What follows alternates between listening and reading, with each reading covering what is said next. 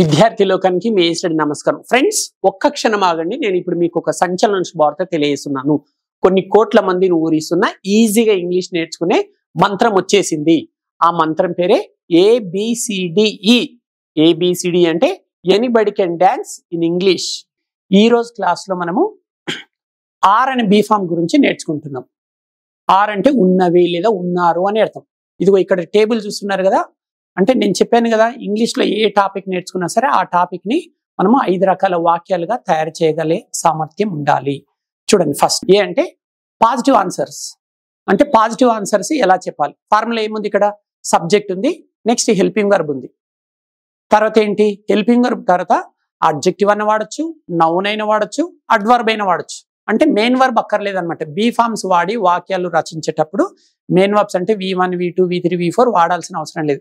First subject, next helping verb. Helping verb వెంటనే noun లేదా adjective లేదా అడ్వర్బ్, ఈ మూడు గుర్తుపెట్టుకోండి. నౌను, అడ్జెక్టివ్, అడ్వర్బ్, తర్వాత ఎక్స్ట్రా వర్డ్స్ అనమాట. చూద్దాం ఈ ఫార్ములా ప్రకారంగా వాక్యం చూద్దాం. దే ఆర్ హియర్ నౌ అంటే వారు ఇప్పుడు ఇక్కడ ఉన్నారు. ఇది ఒక పాజిటివ్ ఆన్సర్ అనమాట. నెక్స్ట్ ఇప్పుడు నెగిటివ్ ఆన్సర్ చూద్దాం. పాజిటివ్ ఆన్సర్ వస్తే నెగిటివ్ ఆన్సర్ వచ్చేసినట్లే యాజ్ ఇట్ ఈస్ గా కిందికి తీసుకోవాలి. ఫార్ములాని యాజ్ ఇట్ ఈస్ గా తీసుకొని హెల్పింగ్ వర్బ్ తర్వాత నాట్ రాయాలి.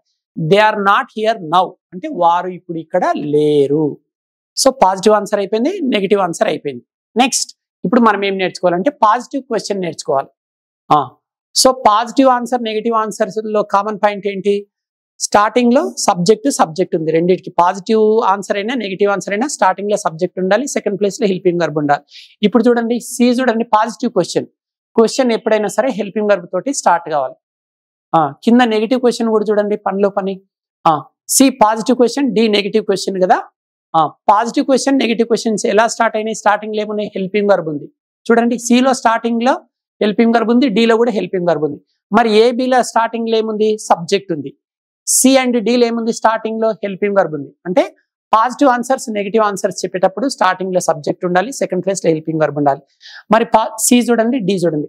పాజిటివ్ క్వశ్చన్స్, నెగిటివ్ క్వశ్చన్స్ అడిగేటప్పుడేమో స్టార్టింగ్ లో హెల్పింగ్ వర్బ్ ఉండాలి, సెకండ్ ప్లేస్ లో సబ్జెక్ట్ ఉండాలి. ఇది మీరు గుర్తించాలి. నెక్స్ట్ ఇప్పుడు వాక్యం చూద్దాం. C are they here now అంటే వారు ఇప్పుడు ఇక్కడ ఉన్నారా అని అర్థం.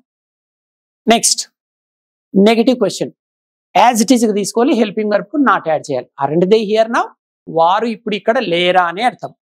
సో ఇప్పటికి 4 వాక్యాలు అయినాయి. పాజిటివ్ అయిపోయింది, నెగిటివ్ అయిపోయింది, ఇంట్రాగేటివ్ అయిపోయింది, నెగిటివ్ ఇంట్రాగేటివ్ అయిపోయింది. మీరు ఇట్లా positive sentence, negative sentence, interrogative sentence, negative interrogative sentence అయినా గుర్తుపెట్టుకోండి. ఇదేంటి సార్ మాకు ఇబ్బంది అవుతుందంటే, మొదటి రెండింటికేమో పాజిటివ్ సెంటెన్స్, నెగిటివ్ సెంటెన్స్ అనే బదులు పాజిటివ్ ఆన్సర్, నెగిటివ్ ఆన్సర్ అని గుర్తుపెట్టుకోండి. ఇంకా థర్డ్, ఫోర్త్ది interrogative sentence, negative interrogative sentence అంటాం. మాకు అవి ఇబ్బందికరంగా ఉన్నాయి అంటే పాజిటివ్ క్వశ్చన్, నెగిటివ్ క్వశ్చన్ అని గుర్తుపెట్టుకోండి. ఇంకా చివరిది డి అంటే డబ్ల్యూహెచ్ టైప్ క్వశ్చన్స్. అంటే మనం ఆర్ను ఉపయోగించి డబ్ల్యూహెచ్ టైప్ వర్డ్స్ ఉంటాయి కదా, 9 డబ్ల్యూహెచ్ వర్డ్స్ ఉంటాయి కదా. What, where, when, why, who, whom, whose, which, how, ఈ 9 డబ్ల్యూహెచ్ వర్డ్స్ ఉంటాయి కదా. 9 డబ్ల్యూహెచ్ వర్డ్స్ వాడి ప్రశ్నలు ఎట్లా అడగాలో చూద్దాం. ఏదైనా ఒక డబ్ల్యూహెచ్ వర్డ్ తీసుకుందాం. ఇప్పుడు హౌ తీసుకుందాం. How are they here now అంటే వారు ఇప్పుడు ఇక్కడ ఎలా ఉన్నారు అని అర్థం. చూడండి సిడిఈ, ఈ 3 వాక్యాలు చూడండి. ఈ 3 వాక్యాలకి స్టార్టింగ్ లో ఏమని ఉన్నాయి? సికి డికి ఏమో స్టార్టింగ్ లో హెల్పింగ్ వర్బ్ ఉంది, సి అండ్ డి. ఈ చూడండి స్టార్టింగ్ లో డబ్ల్యూహెచ్ వర్డ్ ఉంది. ఒక డబ్ల్యూహెచ్ వర్డ్ పక్కకు పెట్టండి కాసేపు. డబ్ల్యూహెచ్ వర్డ్ అక్కడ లేనట్లు ఊహించుకోండి. లేదు అంటే సిడిఈ, ఈ 3 సేమ్ కదా. స్టార్టింగ్ లో హెల్పింగ్ వర్బ్స్ ఉన్నాయి, నెక్స్ట్ సబ్జెక్ట్ ఉన్నాయి. సో ఏ అండ్ బి ఏమో స్టార్టింగ్ లో సబ్జెక్ట్, సెకండ్ ప్లేస్ లో హెల్పింగ్ వర్బ్. సిడిఈ ఏమో స్టార్టింగ్ లో హెల్పింగ్ వర్బ్స్, నెక్స్ట్ ప్లేస్ లో సబ్జెక్ట్ ఉంది. జస్ట్ చివరిది ఒక డబ్ల్యూహెచ్ వర్డ్ ఒక్కటి ఊహించుకోండి. చూడండి ఇంత ఈజీగా మీరు కూడా ఇంగ్లీష్ లో ఏ టాపిక్ నేర్చుకున్నా సరే ఆ టాపిక్ ని ఇట్లా 5 రకాల వాక్యాలుగా విభజించే శక్తి మీకు ఉండాలన్నమాట. ఇప్పుడు మీకు ఎగ్జామ్ ఉంటుంది ఈ టాపిక్ పైన. ఇప్పుడు 6 పైన మీరు 5 రకాల వాక్యాలు నేర్చుకున్నారు కదా. ఇప్పుడు నేను మీకు ఒక 5 రకాల వాక్యాలు ఇస్తాను తెలుగులో. మీరు వాటిని ఇంగ్లీష్లోకి ట్రాన్స్లేషన్ చేసి కామెంట్ బాక్స్ లో పోస్ట్ చేయండి.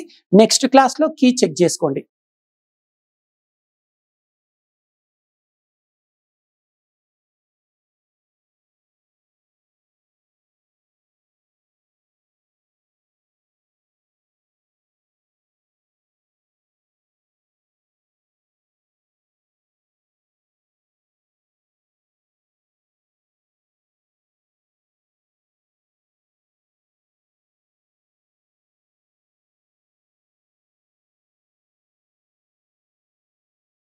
ఏడుకొండల సాక్షిగా ప్రమాణం చేసి చెప్తున్నాను, మీకు కేవలం 7 రోజులలో నేను ఇంగ్లీష్ నేర్పిస్తాను.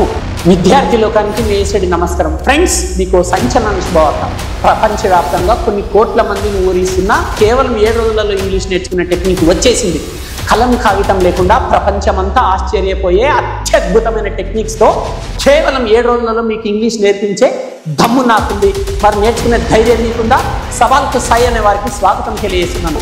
ప్రతిరోజు ఉదయం 7 గంటల నుండి రాత్రి 7 గంటల వరకు రోజు 10 గంటల చొప్పున వరుసగా 7 రోజుల పాటు ఒక మహాయజ్ఞంలా నిర్వహించబడే ఈ శిక్షణ కార్యక్రమానికి అత్యంత కసి, పట్టుదల, ఉరకలేసి ఉత్సాహం గల వారికి స్వాగతం తెలియజేస్తున్నాను.